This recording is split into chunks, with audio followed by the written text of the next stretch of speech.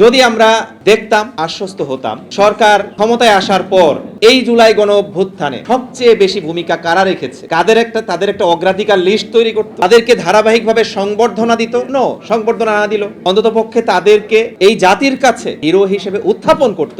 আমাদের মৌলিক বক্তব্যগুলো চলে এসেছে। আমরা শুধু এতটুকু বলবো যে 70% কাছাকাছি মানুষ যে গণভোট দিল, তারা কিন্তু টোটালটাই এই যে এত দীর্ঘ চিত্র এখানে উপস্থাপন করা হলো এবং একটি প্রেজেন্টেশন উপস্থাপন করা হলো, এই প্রেজেন্টেশনের প্রেক্ষাপটকে বাস্তবায়নের লক্ষ্যে তারা ভোট দিয়েছিলেন।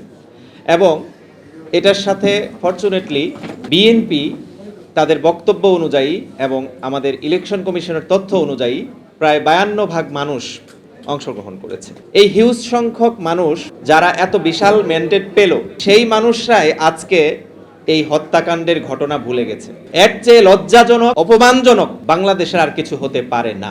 যদি আমরা দেখতাম, আশ্বস্ত হতাম, সরকার ক্ষমতায় আসার পর এই জুলাই গণ অভ্যুত্থানে সবচেয়ে বেশি ভূমিকা কারা রেখেছে, তাদের একটা অগ্রাধিকার লিস্ট তৈরি করত, তাদেরকে ধারাবাহিকভাবে সংবর্ধনা দিত, সংবর্ধনা না দিল অন্তত পক্ষে তাদেরকে এই জাতির কাছে হিরো হিসেবে উত্থাপন করত। পাঞ্জাবের জগতে একটি বিশ্বস্ত নাম, শাবাব এথনিক ওয়্যার।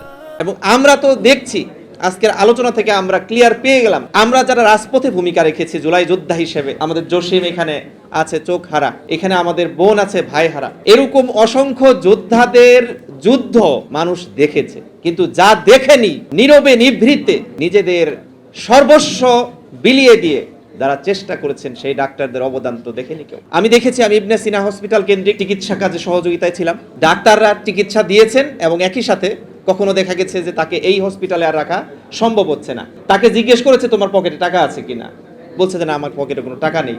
সরাসরি ডাক্তার পকেট থেকে মানিব্যাগ বের করে টাকা দিয়েছে এবং ওখানে তাৎক্ষণিক যারা উপস্থিত আছে, ডাক্তার তোমাদের কার কি আছে দাও। অর্থাৎ এখানে কোনো হিসাব কিতাবের প্রয়োজন বোধ করে নাই, তারা দেখেছে এটা প্রয়োজন, বেসিক নিডস। আর আজকে আমার আগে বক্তা যিনি বলে গেলেন যে এরকমও ডাক্তার পাওয়া গেছে এই সমস্ত চিন্তাধারার বিপরীত অবস্থান গ্রহণ করেছে। আমরা এই সব কারণে লজ্জা বোধ করি এবং এখনো এজন্যই সরকারের প্রতি আমাদের উদাত্ত আহ্বান। দুঃখজনক হলেও সরকারের কর্ণকুহর পর্যন্ত এই আহ্বানগুলো পৌঁছচ্ছে না।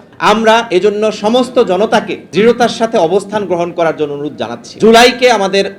জুলাইয়ের অবদানকে স্বীকার করে নিয়ে এই জাতি একটি নতুন গণতান্ত্রিক ব্যবস্থা রচনা করেছে এবং সেই গণতান্ত্রিক ব্যবস্থাপনায় যদি কেউ নতুন করে পেরেক মারার উদ্যোগ নেয়, তাদের বিরুদ্ধে আবারও আমাদের আন্দোলন সংগ্রামের ঐক্যবদ্ধ প্রচেষ্টা রাখতে হবে।